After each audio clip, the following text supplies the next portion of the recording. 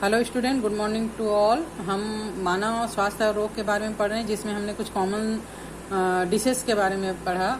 आज हम पढ़ते हैं अमीबी पेचिस या अमीबिएसिस क्या होता है। ये जो डिसेस है या ये जो रोग है वो एंट अमीबा हिस्टोलिटिका नामक प्रोटोजोआ से होता है। ये प्रोटोजोवन के द्वारा फैलाने वाला रोग है और मनुष्य के डाइजेस्टिव सिस्टम के इंटेस्टाइन के निचले हिस्से के श्लेष्मिका अथवा अतः श्लेष्मिका पेशी स्तर में, मतलब जो मसल्स लेयर होता है डाइजेस्टिव सिस्टम का इंटेस्टाइन का, उसमें ये चिपके हुए रहते हैं।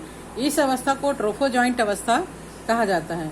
ये विभाजन के द्वारा ट्राई डिवीजन होता है इसमें, और पूर्व परिकोष्ठित अवस्था में परिवर्तित हो जाता है। यानी एक समान संरचना परिकोष्ठ के अंदर ये अमीबा जो है वो रहता है। प्रतिकूल परिस्थिति में 4 केंद्रक युक्त कोष्ठित अवस्था में बदल जाता है। ये एंट अमीबा हिस्टोलिटिका की संक्रमित अवस्था होती है और ये मल या स्टूल के साथ बाहर निकलता है। जल और खाद्य पदार्थ के साथ मनुष्य के शरीर में ये प्रवेश करता है। इस प्रकार के संक्रमण को संदूषित संक्रमण कहा जाता है। ये खराब या संदूषण या प्रदूषण के कारण ये फैलता है। आंत में पहुंचकर ये बहुकोष्ठित हो जाता है, बहुत सारे कोष्ठों में डिवाइड हो जाता है और इसमें जो केंद्रक होता है वो विभाजित होकर केंद्रक एक अलग से 4 केंद्रक होते हैं। इसमें चारों केंद्रक विभाजित होकर अलग अलग एक केंद्रक युक्त अमीबा बन जाता है और सभी परिपक्व ट्रोफोजाइट्स बनाते हैं और अपने जीवन चक्र को पूरा करते हैं। इसका लक्षण है सतत इसमें विभाजन चलते रहता है, जिसके फलस्वरूप यकृत के ऊतक के क्षय के कारण अंगों में फोड़े बन जाते हैं। पेट का दर्द और मल के साथ रुधिर युक्त म्यूकस आना यानी पेचिस का आना इसका मुख्य लक्षण है।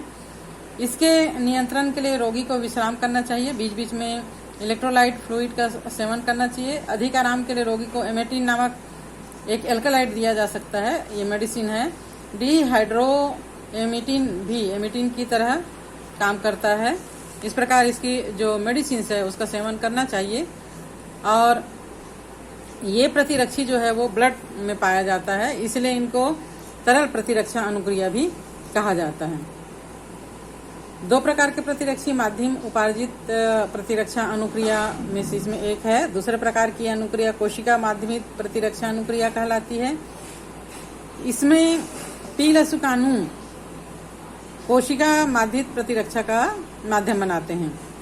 जब हार्ट, आइस, किडनी, लीवर जैसे अंग संतोषजनक रूप से काम करना बंद कर देते हैं तो एकमात्र उपचार प्रतिरोपण का होता है। इससे रोगी सामान्य जीवन जी सके। किसी उपयुक्त दाता की तलाश शुरू हो जाती है। कोई भी स्रोत अन्य प्राइमेट या किसी भी मानव का जो क्राफ्ट है इसमें नहीं लगाया जा सकता, क्योंकि वे देर सवेर नकार दिए जाते हैं। कोई भी निरोग की जगह पर प्रतिबंध करने से पहले ऊतक का मिलान करना, रक्त का मिलान करना जरूरी होता है और इसके बाद भी रोगी को अपने शेष जीवन भर प्रतिरक्षा निरोधक लेने पड़ते हैं। शरीर स्वयं और पर में भेद करने में सक्षम होता है, इसलिए कोशिका माध्यमिक प्रतिरक्षा अनुक्रिया निरोग को अस्वीकृत करने के लिए उत्तरदायी होता है।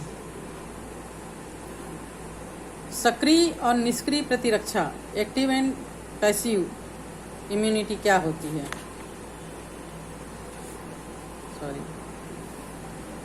हाथी पांव रोग या एलिफेंटेसिस क्या होता है?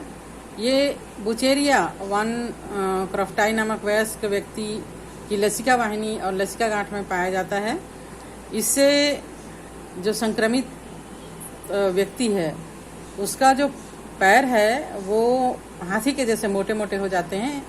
इस रोग में लसिका वाहिनियां और ग्रंथियों के समीपस्थ ऊतक में सूजन और अतिवृद्धि के कारण पांव बहुत अधिक फूलकर मोटा हो जाता है, जैसे कि हम डायग्राम में देख पा रहे हैं। फूले हुए पांव की त्वचा झुर्रीदार हो जाती है, सूखकर कहीं कहीं पर फट भी जाती है, जिसके कारण जीवाणु का संक्रमण भी हो जाता है।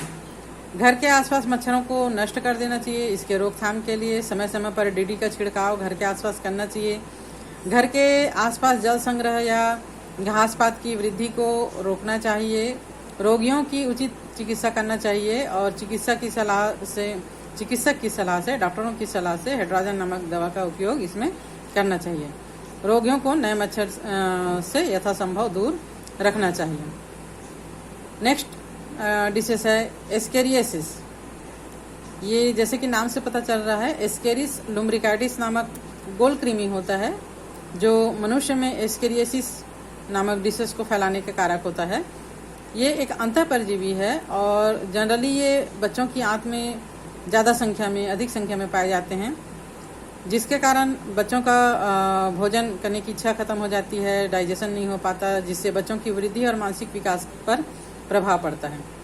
कभी कभी अधिक संख्या में एस्केरिस की उपस्थिति से आंत की गुहा भी बंद हो जाती है, जिससे पेट में अक्सर दर्द रहता है और खाने में रुचि नहीं रहती। इस हालत में कभी कभी ऑपरेशन के द्वारा भी इनको निकालना जरूरी हो जाता है। वैसे इसके लिए मेडिसिन आते हैं, कृमिनाशक, जिसको खाने से कृमि जो है वो स्टूल के माध्यम से शरीर से बाहर निकल जाते हैं। ये शरीर के अंदर भ्रमण करते हुए एस्केरिस जो है वो रक्त कोशिकाओं को भेद देती है और इसके कारण पित्त नली, अग्न्याशय नली, यकृत में ये फंस जाते हैं और मनुष्य जो है खतरनाक रोग से भी पीड़ित हो सकता है अगर उचित समय पर इसका इलाज न करवाया जाए तो। इसके नियंत्रण के लिए 12 घंटे उपवास के बाद रोगी को हेक्सिल रिजोरसिनोल की एक खुराक दी जाती है। इस दवा के सेवन से ये जो परजीवी हैं, गोलकृमि हैं, वो मर जाते हैं, नष्ट हो जाते हैं और मल के साथ इसको बाहर निकाला जाता है। टेट्रा क्लोरोएथिलीन और चिनोपोडियम के तेल के मिश्रण जो है विशेष लाभकारी या प्रभावकारी होते हैं। हेड्रोजन, पिपराजिन हाइड्रेट, ये सब दवाइयाँ भी लाभदायक होती हैं। रोकथाम के लिए नाखून नियमित रूप से काटना चाहिए। बच्चों में सफाई की आदत डालना चाहिए। घर की मिट्टी को मल से दूषित होने से बचाना चाहिए। भोजन करने से पहले हाथ अच्छे से धोना चाहिए साबुन से। कच्ची सब्जी और मिट्टी लगे फल को भी खाने से बचना चाहिए। सभी को साफ सफाई एवं स्वास्थ्य से होने वाले लाभ की जानकारी उपलब्ध करानी चाहिए। तो इस प्रकार हमने कुछ कॉमन डिसीज के बारे में पढ़े। बायोलॉजी के क्षेत्र में हुई प्रगति से हमको अनेक संक्रामक रोग से निपटने में कामयाबी हासिल मिली है। बहुत सारे हमने इसके इंस्ट्रूमेंट तैयार कर लिए हैं। टीका के उपयोग और प्रतिरक्षीकरण कार्यक्रम से चेचक जैसे जानलेवा रोग का भी पूरी तरह उन्मूलन कर दिया गया है। वैक्सीन के इस्तेमाल से पोलियो, डिप्थीरिया, न्यूमोनिया, टिटनेस जैसे अनेक संक्रामक रोगों को काफ़ी हद तक नियंत्रित कर लिया गया है। जैव प्रौद्योगिकी अधिक सुरक्षित वैक्सीन बनाने के कगार पर है। प्रतिजैविकों एवं अन्य दूसरी औषधियों की खोज ने भी संक्रामक रोग के प्रभावी ढंग से उपचार करने में हमें सक्षम बनाया है। तो नेक्स्ट डे हम इम्यूनिटी सिस्टम के बारे में पढ़ेंगे।